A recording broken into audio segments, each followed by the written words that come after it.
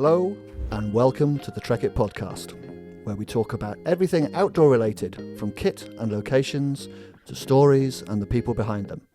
Whether you're a walker, climber, mountaineer or just someone that loves being outside, you can find all the kit and advice for your next adventure on our website, which is www.trekitt.co.uk. Or you can actually come and speak to a real person right here in our service centre in Hereford. Well, good morning and welcome to another Trekitt Podcast. It's a pleasure as always to be here, and I'm joined today by Josh from Icebreaker. Say hello, Josh. Hello everyone, thanks for having me, Paul. Great to be here. Oh, you failed the first test. Say hello, Josh. Sorry, that was a bit of a dad joke, wasn't it? Yeah, it's not a bad one though. It's not a bad one. Yeah, okay. So Josh is from Icebreaker, and today we're going to be talking all stuff Icebreaker, which seems to be sensible, as soon as you've made the effort to come and join us. Yeah, I could talk forever on it, so it's my favourite subject, one of them. I don't think Harry would let us talk forever. Might have some battery issues.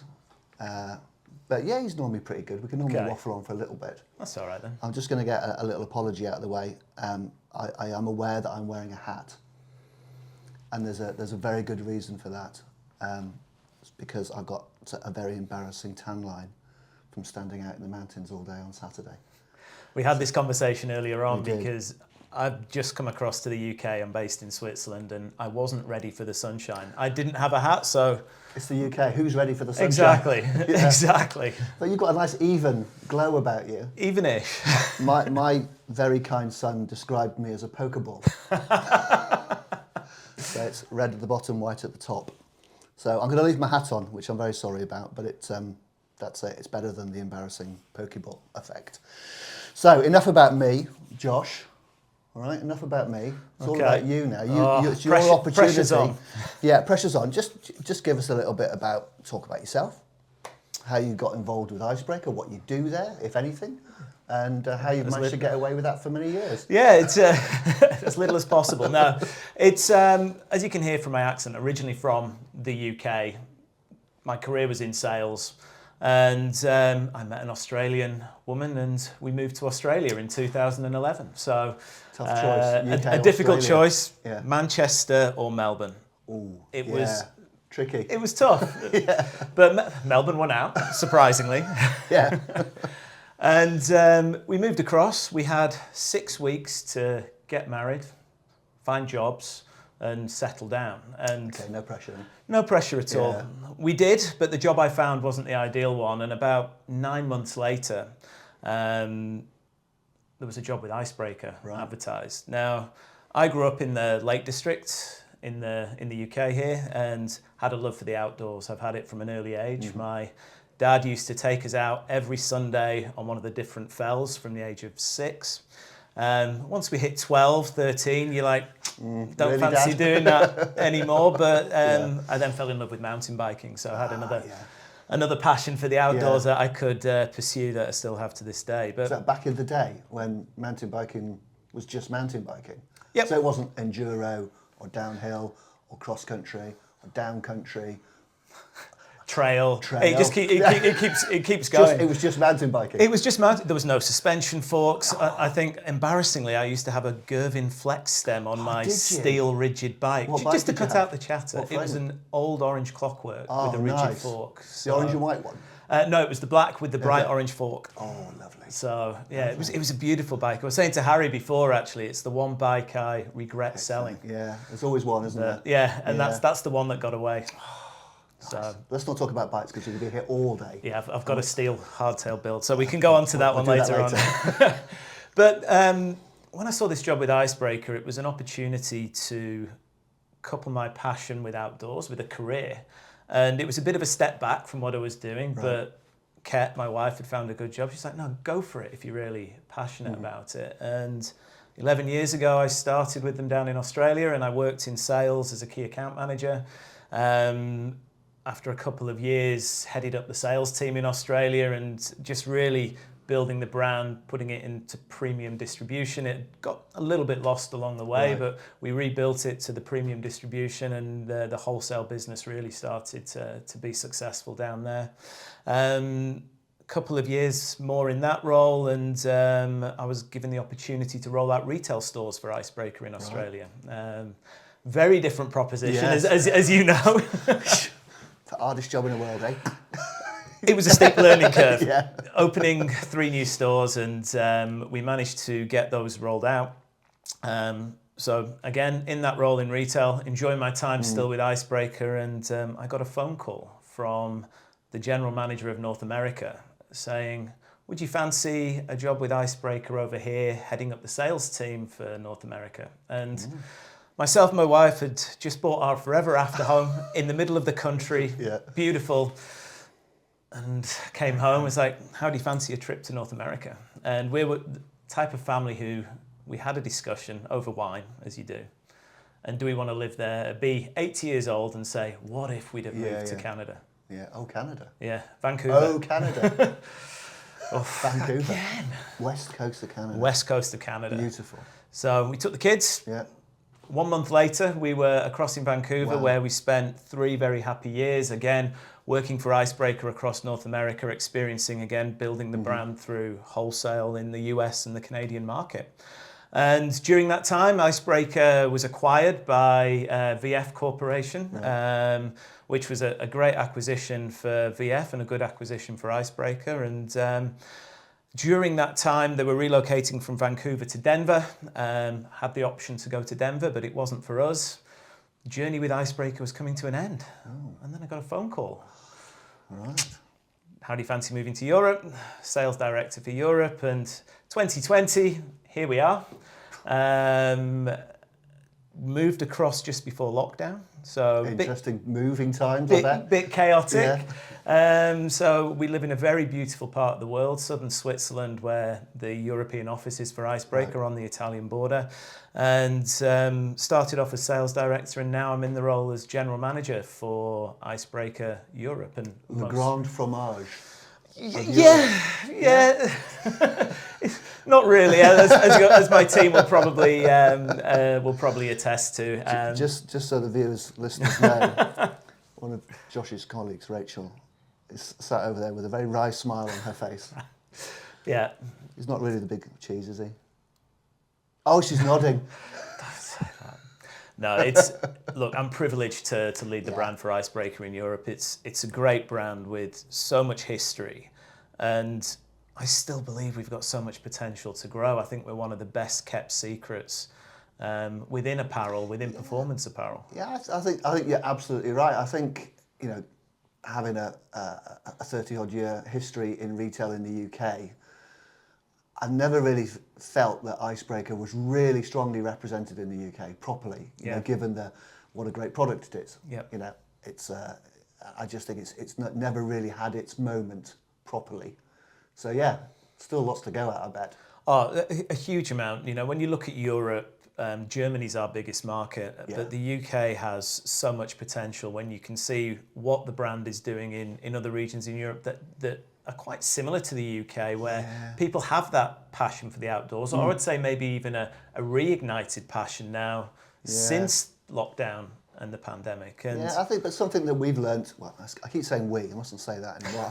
Something that Trekitt has learnt since its acquisition by Freelifts is that the European market is very different to the UK market, even though there may be a perceived kind of sharing of outdoor kind of passions. Yeah. The whole UK market is quite different, it's quite unique. Yeah. And has a, shall we say, a slightly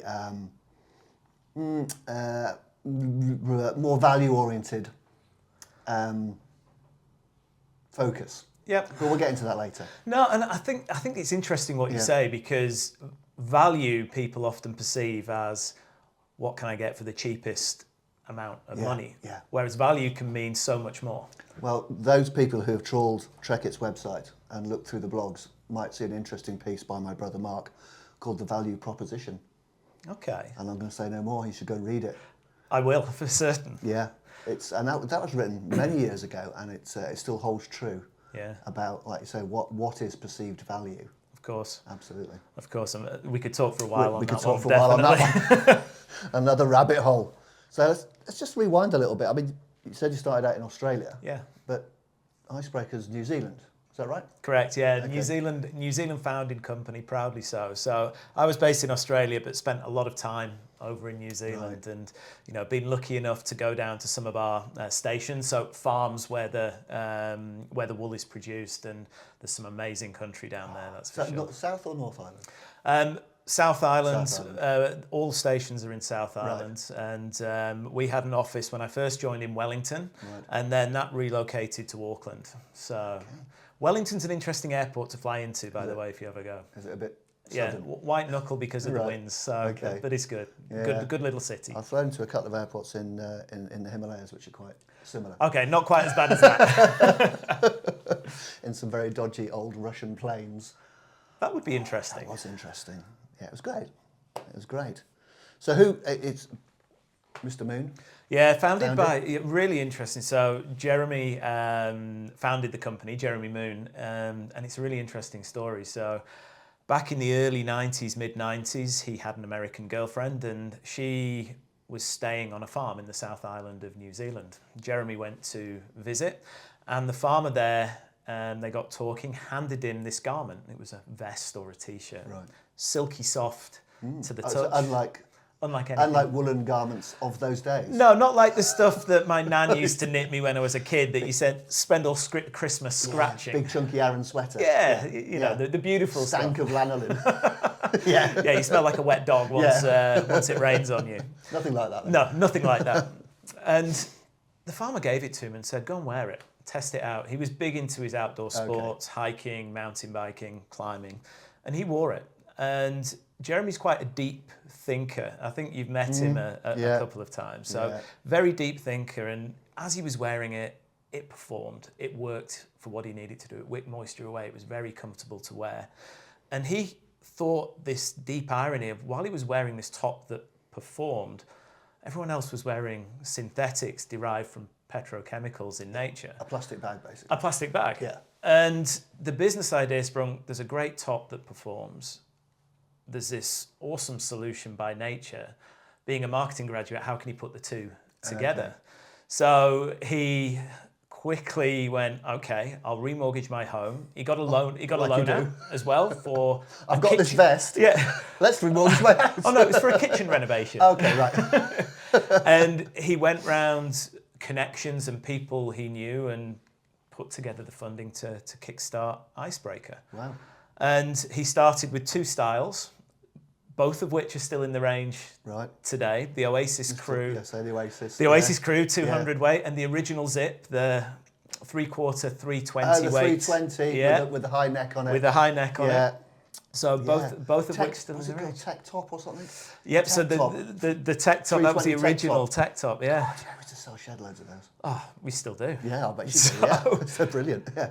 So yeah, he went with his old battered suitcase around Australia and New Zealand primarily, and then Australia. I actually used to work with a colleague in Australia who used to be a buyer at one of the big outdoor chains over there.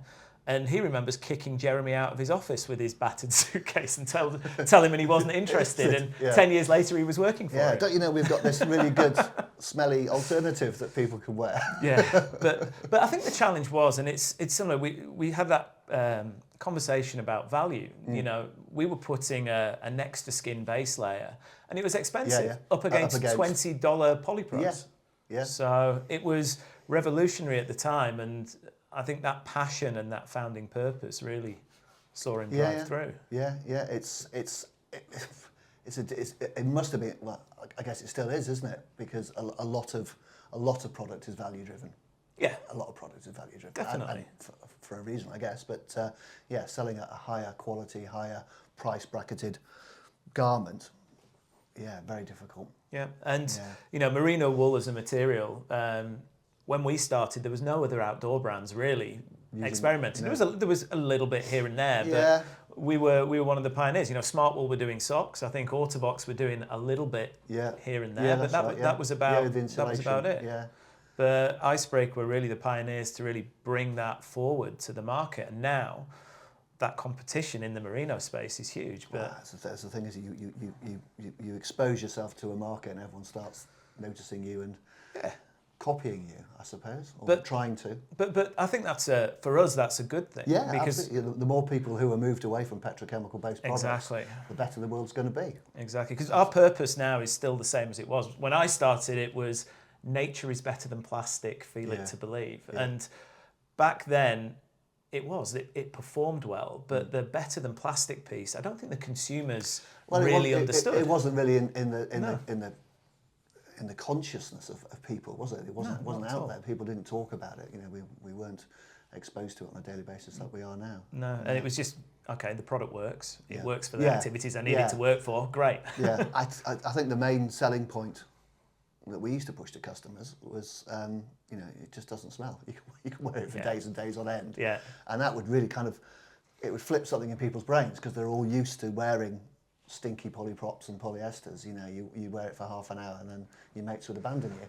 No, what's the record in the shop? Because there were some competitions that used to go on in the office, how long you could I took one. I took for. a 320 Tech Top Yeah. on my first skiing trip for 18 years with my son for his 10th birthday, and I wore it for 2 weeks solid. Yep. Next to the skin. No, And just took it off at night, threw it in the corner, you know, showered, went out, it works. put it on the next day, fine. Yeah. Yeah, it does work, yeah. No, we used to have a couple of brand partners, 2 Australian guys who were adventurers called Cass and Jonesy, and they wanted to be the first to cross the Antarctic unsupported. And we gave them 2 pieces of base layer to do that with, 260 weight. They had special pockets sewn in for their camera batteries, so the camera batteries wouldn't freeze. And they did 84 days, I think it Good was, effort. with 2 pieces of base layer. Yeah. Speaking to them, they said the only thing was when they took the first one off, the weight of it had changed because of all the dead skin that was attached, but it still didn't smell. Nice. So, Dusty. yeah, just a bit dusty, a bit flaky. Flaky. Yeah. So talking of firsts, as you mentioned, quite a few firsts then. Icebreaker seems to be, and having met Jeremy, I can kind of understand this and appreciate it. It's quite a disruptor in the industry. Quite a few firsts are happening and constantly changing. Yeah. Do you want to just take us through a few of those kind of milestone moments? Yeah. There are a few. There's a few, and Jeremy was I think a problem solver as well as a deep thinker, which is where some of these firsts came from. But that culture has stayed within the business. I think the first one was second year that Jeremy was operating. Oasis Crew, original Zip. Yeah. They had some quality issues, and after they couldn't figure out what it was. Made the same way, same mill, same manufacturer. It turned out it was the wool. They got the wool from the open market, and there was flaws within that wool that caused the fibre to break. So one of the first that Icebreaker did was long-term contracts with growers, because back then it was the norm for companies to go and buy wool from the open market, or even just buy the fabric off the shelf and make the garment from it. Jeremy was, well, if the quality of the wool is going to impact the quality of my garments, I want to go directly to the growers. Right. So through his farming contact, they approached a network of growers in New Zealand, and they signed long-term contracts with these growers. And great for Icebreaker because they could guarantee the quality of the wool, the micron, the fact it had no flaws, the dirt that was in it, the length of the wool itself. So the flaws in the wool is predominantly down to the way that the sheep are raised, or the way they're farmed, or the best way of describing it is like when you look at a tree and you cut it down and you see the rings in a tree. The year that tree has had no water, it doesn't grow that much. Right. Same as the sheep. If for some reason it gets lost on the mountain or it gets stuck in heavy snowfall and something happens, it will stop focusing on growing wool and start focusing on survival. Funny that. Yeah. But that can happen, and that creates a weakness in the wool. So every time a sheep is shorn, they have wool classes in the shed that check the wool for all these different elements. Micron, length, strength, consistency, crimp. There's around 9 or 10 elements that they're looking for. And Jeremy realised this and realised if you can control this... Yeah. Right back to the source. Right back to the source. Yeah, absolutely. And then have that wool span into yarn, then knit it into fabric. He'd control through and the having whole supply sole chain. ownership of that. having ownership of it. A partnership with it, with the growers, the way through the chain. All the way Right. through. And the two companies actually grew side by side. So sourcing there was New Zealand Merino, Jeremy growing Icebreaker, and they're still very much our sourcing partner to this day. And we've gone from initial 3-year contracts to 5-year contracts, and we've just signed 10-year contracts with our growers, and it's good for them. Well, I was going to say, it must be great for them because they're not exposed to kind of the fluctuations in the market or the economy, I guess. You've got a 10-year contract with Icebreaker, it's great. Yep. You can just concentrate on producing the best product without worrying about, sorry, Harry, not the microphone. Without worrying about the kind of overly commercial aspect of it because you've got a secure contract. No, correct. And by having that secure contract, it also allows them to grow their business further because they can go to the banks with a contract in hand around future income proof and either diversify the business, invest in land management capabilities, and really take that what was quite a volatile industry and make it more stable. And for Icebreaker, we get the benefit of consistent, good quality wool that we can continue to use. That's a win-win, isn't it? It's a win-win for both of us. I guess it's better for the environment as well because if the growers or farmers, or whatever you want to call them, are concentrating on producing the best product, they've got to have the best land, I'm guessing. They've got to have the best water. They've got to have the best husbandry. Otherwise, that's going to be breaking the contract, and they don't want to do that, do they? No, completely. And that's interesting because it leads us on to another first, which was a process called mulesing. I was going to get to mulesing. So we can go into it more detail, but do you want to do it now? I don't want to because it's it's a bit grim. Look, it's a really tricky subject because it is grim and it's cruel to the sheep, but back in the day it was necessary to protect against fly-blown sheep, fly infections. But there's other ways of doing it, which are slightly more expensive. So mulesing is a cruel process where flaps of skin are removed from the sheep with no anaesthetic.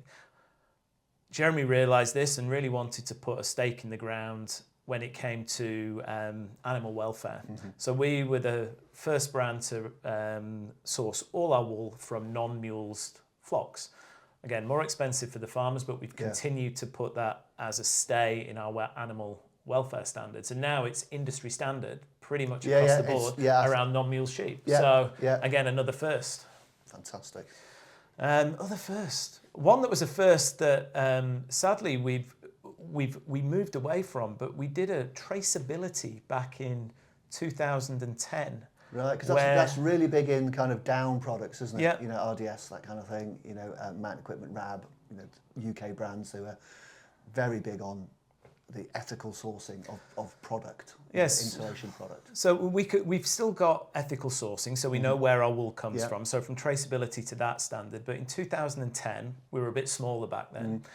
There was codes inside all our garments that you could type in, and it would trace the wool back to one of 5 farms. Wow. So I think this piece here actually still has the tag. It's a bit faded now, but that tag was our barcode tag, and the numbers have gone. But as our supply chain grew in terms of suppliers that we work with and vendors we work with, not all of them could handle that process. So while the wool is still fully traceable, we lost the barcode piece there. But I guess the fact that you're only working with those contracted suppliers, that it's a given that that's where the wool comes from. All your wool is sourced that way, 100%. Not 100%. All our wool is sourced through New Zealand Merino, which comes to the ZQ standard, which if you've got ZQ, you've got RWS. They're equivalent. So those that don't come from the long-term contracts are sourced from ZQ audited farms and stations. So we know that all our wool has strict land care standards, strict animal welfare standards, strict water management standards. There's a list. It's a lot of standards. It's a lot of standards for the farmers to adhere to, but a lot of them were doing this anyway because it goes back to some of the older methods of farming in New Zealand. That's kind of why wouldn't you? If you want to sell a good product, you've got to make a good product, haven't you? And it's so important. And it's strange. Sustainability is a word that comes up a lot. And I think once I'd worked for Icebreaker for a couple of years, it was just the way we did things. It wasn't a buzzword back then 10 years ago. It wasn't a marketing strategy. No. It's something you could put in a PowerPoint or put into a brochure. It was just what you did. Exactly, and it never has been a marketing strategy for us. We released our transparency report in 2017, and that was out of necessity, strangely enough, because there was a Southern Hemisphere, a bit like the Higg Index in a way. It was called the Baptiste study, and it rated brands on their sustainability standards. And in, I think, 2015 or 16, Icebreaker got a D with a little star next to it, which was could not find the information. So so you were doing it, just not telling anybody about it. Just not telling anyone about it. Classic. And we didn't have a corporate and social responsibility team, so the marketing team worked with supply chain, and we put all the information together in a transparency report, which was not to say whether we're doing good or bad. This is what we're doing. This is what we need to improve. Because the good thing about doing that audit was, in some areas, it then highlighted where we needed to do better. But then the next year, and we've kept it ever since, was A+ rating in that report. So just telling people what we were doing from the start. Yeah, absolutely. Sounds a bit like my old school reports. D. Must try harder. Could try harder. I was speaking to my kids about the same thing. I think our reports are probably mirror copies there, Paul. Yeah, you probably got more than me. I've only got a few. Anyway, that's another podcast. Brilliant. Well, that's quite a lot about Icebreaker. Should we talk about product? Yeah, sure. Because I think probably a lot of our listeners, stroke viewers, are very product focused. Yep. And they just want to know what makes, I know what makes Icebreaker so special. What makes wearing wool next to the skin so good? How does it work? What does it do? Why is it better than plastic? So I could do a whole podcast on this, but no, it's okay. That question. I'll do a summary. In terms of performance, we all know sustainability. No. In terms of performance, it's superior. People have been wearing wool for centuries. You know, fishermen have worn it on the oceans for years, albeit the scratchy, horrible stuff that our nans used to knit us. Merino is different. It's each merino fibre is very, very fine. It's measured in microns, and to give you an idea, the human hair is around 50 to 70 microns. The fibre... That one. I'm going to have to pluck one out of my chest. So. I can say that. I'm equally deeply challenged. But the micron in our merino wool, depending on the product, goes between 17.5 and around 22 micron in our mid layer. Very, very, very fine. What this means is it's super soft to the touch. So one, very, very soft. Two, the biggest performance benefit of merino wool, and most people will think, okay, it keeps you warm. That's where wool is known. That was its traditional kind of original usage, wasn't it, as a warm layer? Exactly. Whereas, in fact, how it works is it really does help regulate body temperature. So it's great in cold environments, but it's also extremely good in warm environments. And that's the way the fibre works in managing your body's microclimate. And that's the way the climate in New Zealand works, isn't it? Exactly. So, where the sheep come from. Because New Zealand, for those of you who don't know, summers are very hot and dry, winters are very, very cold. So the sheep survive from plus 30 down to minus 20 degrees on the mountains. And if it works for the sheep, it can work for us. And it's called nature's miracle fibre in that way. So thermoregulation properties. You touched on one of the other benefits before, which is the odour suppression.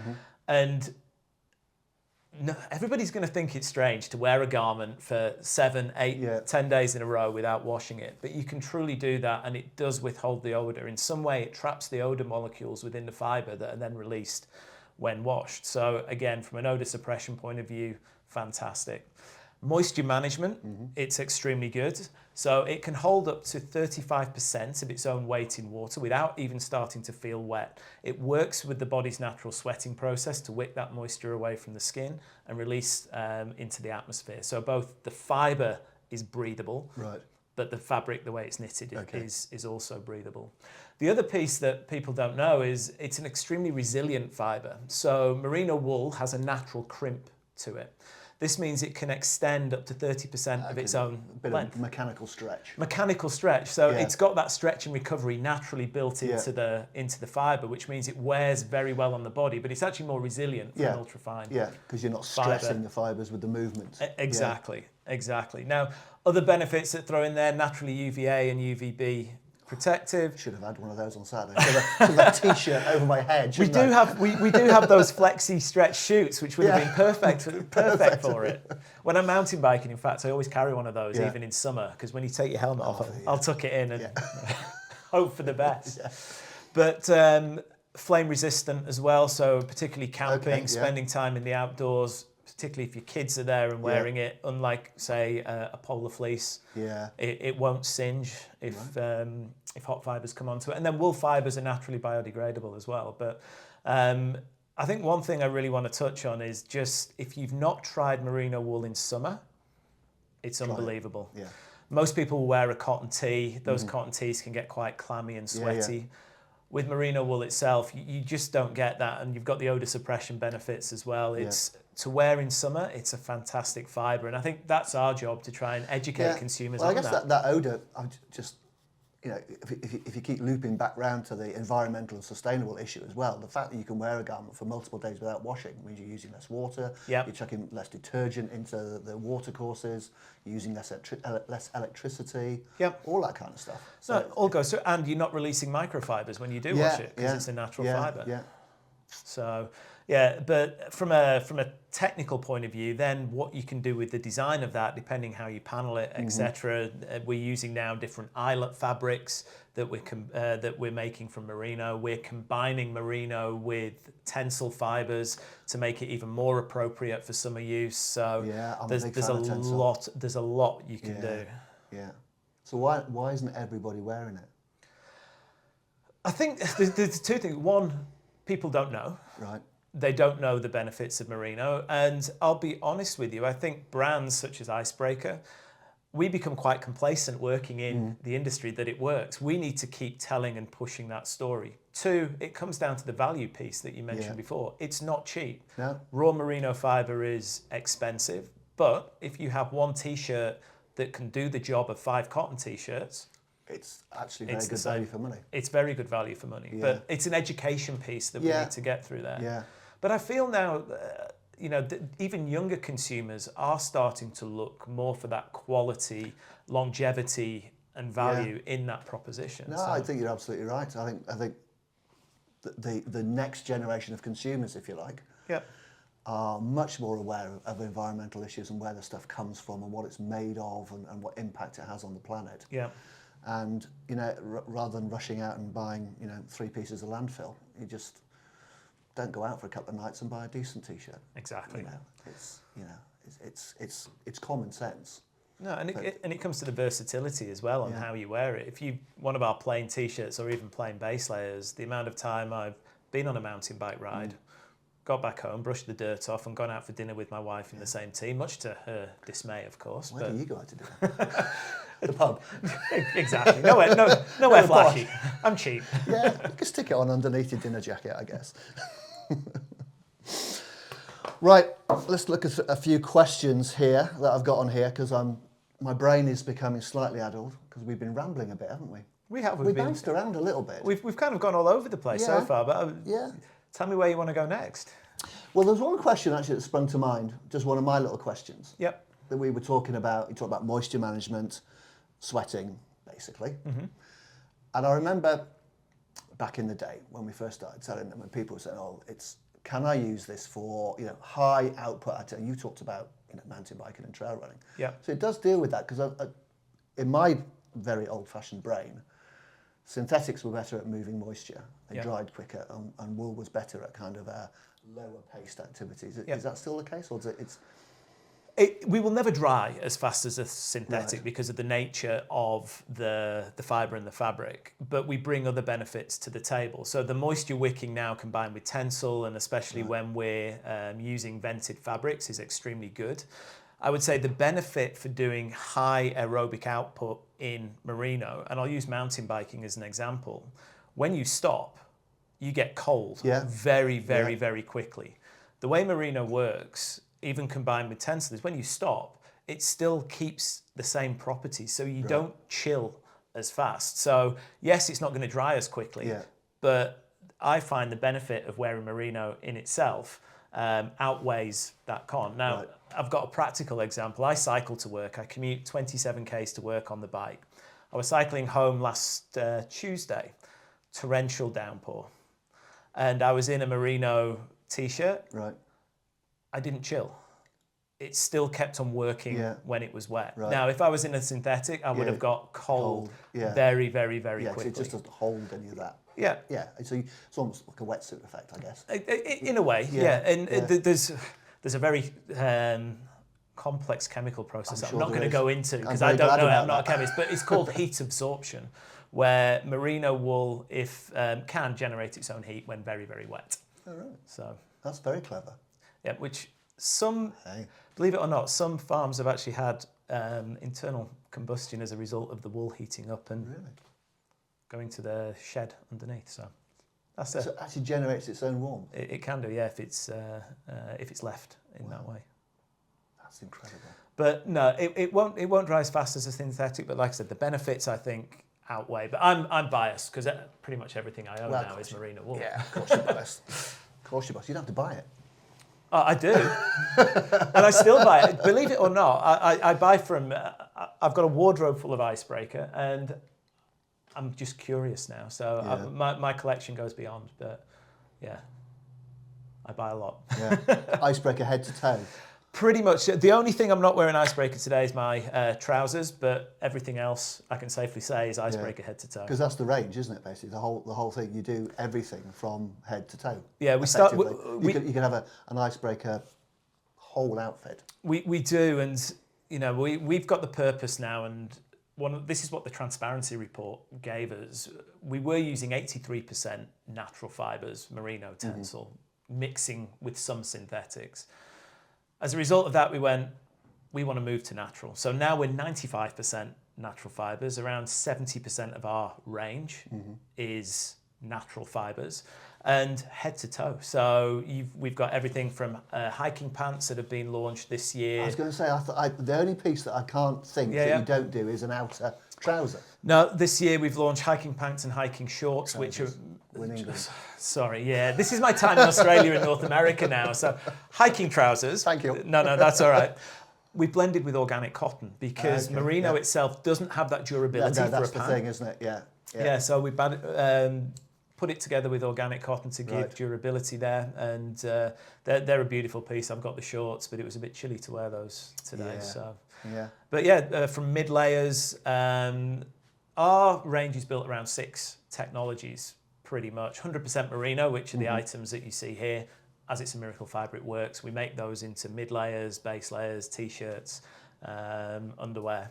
We've then got Cool Light, which is merino mixed with tencel, so great for hotter environments. Wicks moisture just a little bit faster, more lightweight, drapes. So for those people who don't know, tencel is a wood pulp fibre. It's derived from eucalyptus wood pulp.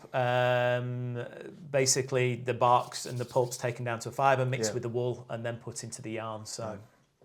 Yeah, I'm a big fan of tencel. Yeah, it's a beautiful one, and it's got a great hand feel to it. Very silky. Well. Yeah, really, really silky. Yeah. Zone knit is where we take our eyelet mesh fabric and we combine it in different ways, either through cut and sew, or we've now started to do seamless technology eyelets. So in some of our mid layers now, you've got a seamless finish across the back where those hot spots are and where you'd sweat. The interesting one, which we've had in the range for a long time, around 15 years, is real fleece. Okay. So it's our version of a Polotech fleece, but natural, where they take something like this, but they brush the inside into a fleece. Okay, to give that pile effect. To give that pile effect, to trap the air molecules in there. And we've got a high performance version, which we've made into a channel fleece, so just aiding that air movement even more across the body in the mid layer piece. A lot of exciting stuff. And the last season we launched merino shell. So merino shell. Merino shell. This is interesting. That is interesting. Waterproof? No. Okay. And an outer garment. Yeah, let me tell you why we've not done waterproof yet. Yeah. Okay. Yet. We haven't been able to source a bio-based laminate yet. Yeah. So this is a very tightly woven merino that gives high wind and water resistancy. treated with DWR, obviously environmentally all that friendly stuff. DWR. Yeah. But I was shocked. I got given a piece to test, and I'm going to be really honest here. Went for a day skiing. I was like, I'm going to throw my Gore-Tex in the back of the car just in case. Yeah. I forgot it. Really? And I went with the merino shell. You should come and test it in Wales. That would be a proper test. In fact, when I did the Three Peaks challenge just before I left the UK, we hit Snowdon, and I wouldn't test it up there. Yeah. But it worked better than I ever expected it to do. So the way I would position it is almost between a hard shell and a soft shell. It kind of takes that middle ground, but it's 100% natural. Okay, so it's kind of similar to, say, Fjallraven's G1000 in that kind of respect. It's kind of durable, windproof, water resistant. Yep. Yeah. And soft shelly type territory, or a little bit more than that? No, it actually feels more like a hard shell to touch. You'd be hard pressed to see it was wool unless you really got into the fabric because of how tight the weave is. Okay. But for us, it's the way we've sold it and positioned it is very good for ski touring in those spring months as an example, because it breathes. Yeah. The benefits of the wool is it breathes. And then for summer, we've actually got a very, very light version of blast windstop cotton blended with the merino, with merino panels in. So we need to do some development there, and I think the next step is to look at bio-based laminates to keep our purpose intact, but then make it fully waterproof. Yeah. So that's the challenge. It's a big challenge because sheep are waterproof, aren't they? The lanolin in the wool helps that water resistance. Because I asked the question to our team, I was like, can we actually, similar to Fjallraven, can you actually get lanolin to rub on the jacket, and would that work? Get some kind of replacement, somebody, you just top it up every now and again. Exactly. So that's one area that they're exploring. But it's a bit stinky though, lanolin, isn't it? That's the challenge. That issue we talked to earlier on, that wet dog smell, we want to try and avoid that, because I don't think our consumers when your marketing policy has been no stink for the last X number of years, then we're going to make it all stinky again. Exactly. But no, a lot of exciting stuff happening, even with the blends that we're looking into and how we work with those blends, different twists we can use in the yarn. And we've even been able to eliminate synthetics. At one stage, these T-shirts went to a core spun, which had a nylon core with merino spun around the outside. Yeah. They've gone back to 100% merino about a year and a half, 2 years ago, because spinning technology has come on. We can get similar strength to the core spun, and we're back to 100% natural. Yeah, so rather than solving a problem by introducing a synthetic material, it's fabric technology has solved that issue for you. Exactly. And that I'm guessing that fabric technology is coming on leaps and bounds as demand grows higher. So as more and more people are looking for more natural product, but with higher performance capabilities. Correct. It's kind of that. I guess it's a consumer driven demand, isn't it, for high technological products that are sustainable and environmentally friendly and natural. So it's going to the rate of growth in sort of technological advances is going to speed up, isn't it? It has to, and we have to do it in two ways. One, technology, but two, sometimes you have to design your way out of problems as well. And we have to use those two elements. And our purpose is to remove unnecessary plastic from performance apparel. We're not going to put the performance of the garment at risk just to move it to natural. And I'll use socks as an example, because socks they take a pounding. A lot of that durability. So until we have a solution, we're not going to remove the synthetic from socks. Right. Merino always next to skin. No, it has to do both things. It still has to perform with natural as that driving purpose. Yeah, that's always a. Again, it's almost a contradiction, isn't it? But it is, and I think going back to what we were saying about competition, we want to lead that movement to natural, and we can't do that as one brand. We need our competitive set there to raise the awareness to natural fibres, and if we can do that together and take market share, the more people who are involved on that journey, the better. Absolutely. Exactly. Yeah, exciting. It is, and I've still got the passion for it. Well, I can see that. It's obvious, but it's. I just find it fascinating that it's just wool. It's something that grows naturally off the back of an animal that can do all this stuff. Yeah, and it's renewable, and I think this is the beauty of it. Annually renewable. The sheep get shorn every year. It's a process that happens the same time. Because we all get so sucked into the latest technology, the latest bit of fabric that's invented by man. Yep. And then there's these little woolly sheep trotting around New Zealand. We've got the best stuff here. We've had it for years, guys. You've just been a bit stupid and ignored it. Yeah. Exactly. And, you know, you look at particularly that Southern Hemisphere area, New Zealand and Australia, there's obviously rivalry there between them around the wool. But they've recognised the benefits for years. And it was interesting working in the Australian market because once you told people about wool, they clicked very quickly, whereas the Northern Hemisphere has been a little bit more reluctant. Yeah. Well, that comes back to what we were saying about the historical uses of British, you know, or European wool. You know, it's just something that was thick and heavy and warm. Yeah. But there's some interesting things happening in the UK now. There's a bespoke company called McNair that make bespoke outdoor shirts. So there's things starting to happen, which again is good. Okay. So is there? I guess there's merino wool and then there's merino wool, because you do see products with varying price offerings across the market. So is all merino wool the same? No. But they all come from merino sheep. All come from merino sheep, and it comes down to what I was saying before. Some companies will go and buy a roll of fabric off the shelf, number one. They don't know which merino sheep it's come from, whether it's got flaws. They'll usually know roughly what micron it is. But the quality, or let's say the softness of the merino wool, number one, starts with the micron, which is the diameter of the wool. The finer it is, the softer it is. However, you've got to get that balance between softness and durability. So for us, we go as low as 15 micron in some of our now top-end base layer, and we go as high as 22 in mid-layer that isn't worn next to skin. But the sweet spot for us is 18.9 micron, and it sounds very specific. That's very specific. There is a small coefficient of variance, but not a huge amount. But we found that gives the best balance between softness, durability in our next to skin pieces. Right. We have got a t-shirt coming out next summer, which is 17.5 micron.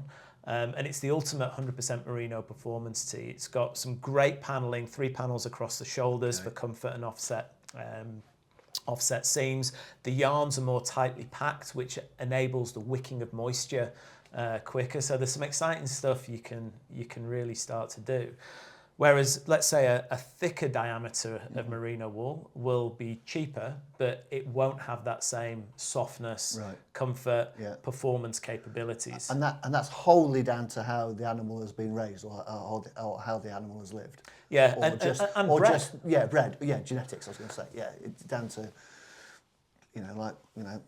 Harry's got black hair. Somebody might have blonde hair. You know, it's just a genetic thing. Some sheep are special and some are less special. Yeah, and we've got growers now we've been working with for 23 years, and they've bred flocks of sheep over that time to meet Icebreaker standards. Right. So if we can give those long-term contracts and there's confidence there, they can, one, the way they bring them up, like you say, but two, the breeding to keep those genetics where you need them to be. It can all be very natural in that. So you've got your own breed of sheep. Not our own breed of sheep. They're still merino. You haven't got like a pedigree. But Icebreaker sheep. in many ways, they are bred to meet the Icebreaker standard, and where that is. 10-year contract. Your 10 years is quite a long time in the life of a sheep, I would have thought. Exactly, and there'll always be demand for that. Demand for that wool, and our job is to try and secure as much wool as we possibly can that is within our standard. Yeah. And then we talked about diameter. There's fibre length, which shorter merino fibres could still have the same micron, but when you spin them into a yarn, they will pill more. Right. So the longer the fibre, the less pilling you get. It's got ends, basically. Yeah. So we need a certain length when we pill. I talked around the lack of flaws, so that's a big one. There's a certain crimp as well, the differences in the crimp, so the wool classer will look out for that crimp. Then there's the dirt in the fibre, because sheep live in dirty environments, so you're trying to source, there's so many different bits and pieces that go into it, and it's all done by hand initially. So wool classing is still a human looking at the wool, and they can get it down to the point of a micron. It's amazing what they do, and I think the risk is that knowledge, try and retain it, otherwise it could be lost. No, absolutely. So it's those less expensive, I don't like the cheap word. No. Less expensive merino pieces are almost a false economy, or they're not going to perform as well.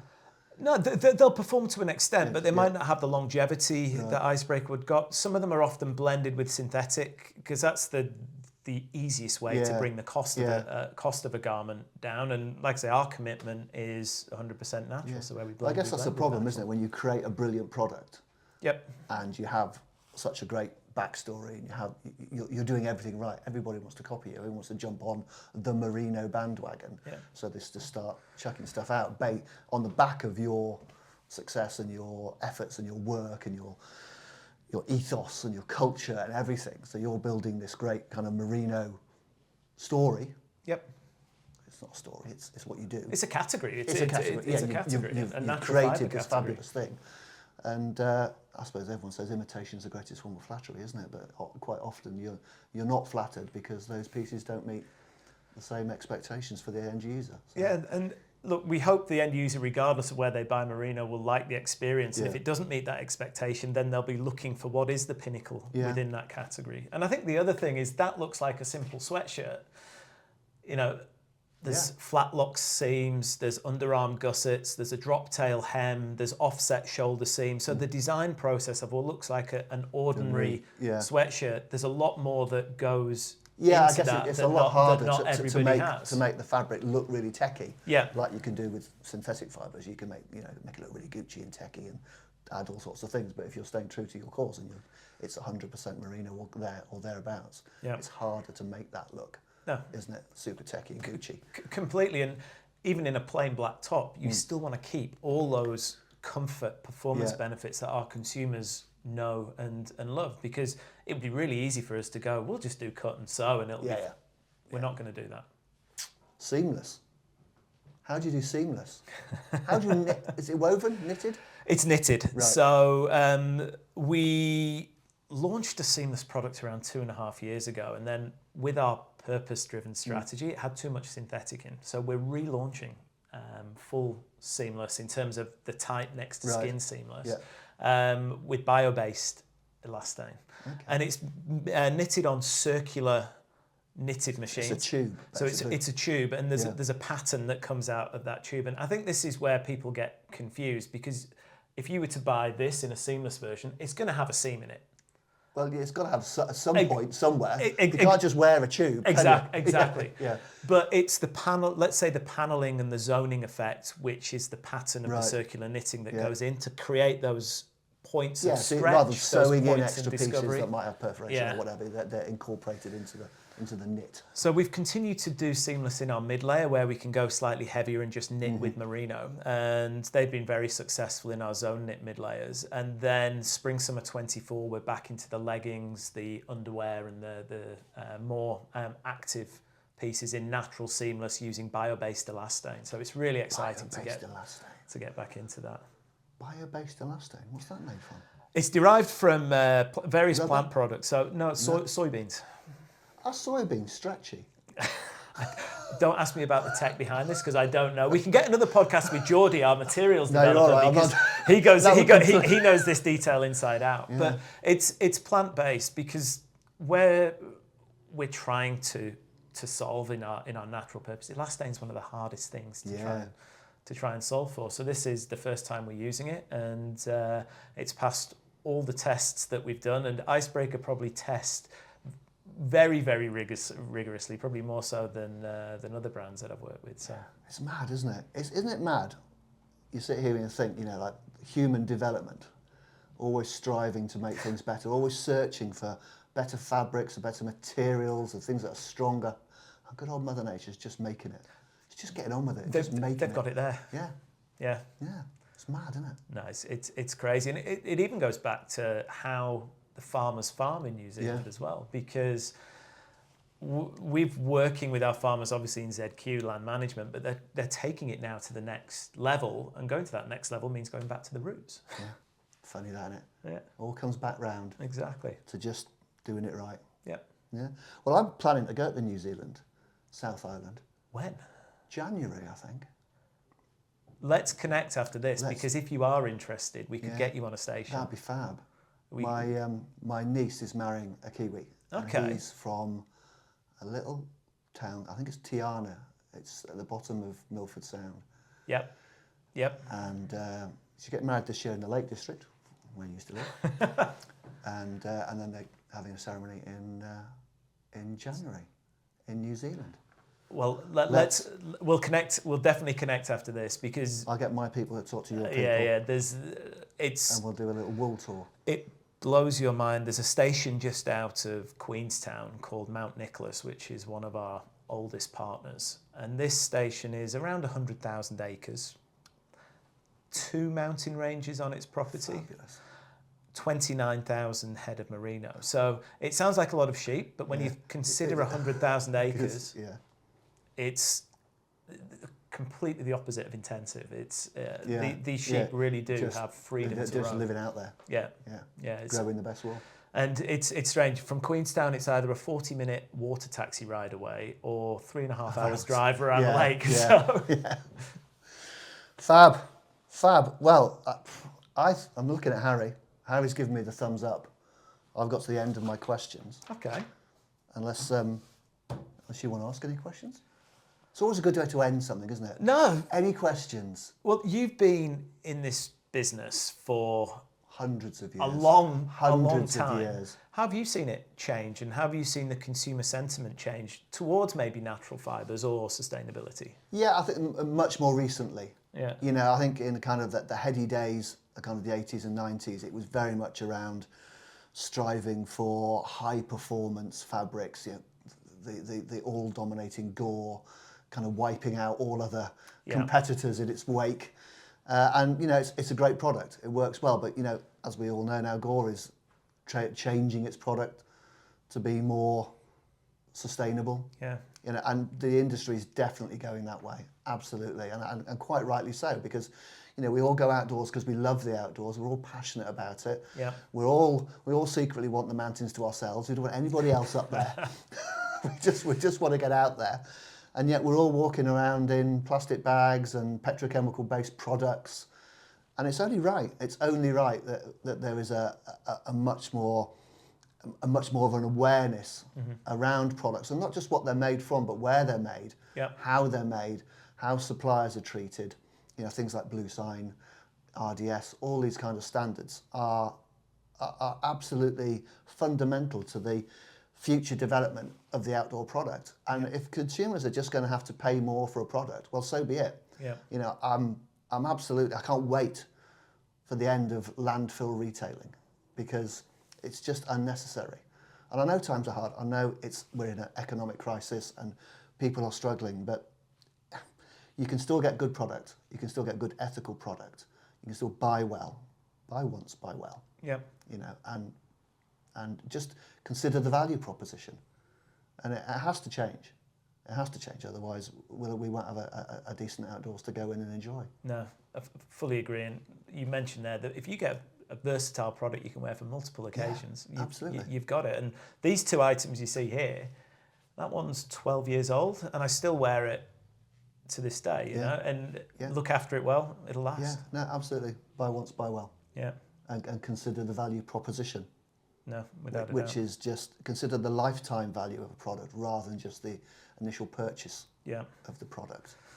Yeah, it's interesting. The growers now, rather than just land management, our growers are going into regenerative farming. So all 72 of our long-term growers have signed up for regenerative programs, and that essentially means going a little bit deeper and giving a playbook around soil diversity, plant diversity, what carbon can they actually lock in to the ground, how can they manage their waterways more effectively using hydropower on their farms. And New Zealand Merino are giving their growers this playbook on the longer term of regenerative farming to try and make it as carbon neutral as possible to scientific measures. And that way, if we can source all our wool from regenerative farms, it eliminates the question we often get around what about the methane the sheep release, etc. But so not just looking after the animal, you're looking after the land. You're looking after the land. And the good news is a lot of them see themselves as guardians of the land anyway, because that's how they've been brought up as multi-generational farmers. I think most farmers do, don't they? Exactly. Yeah.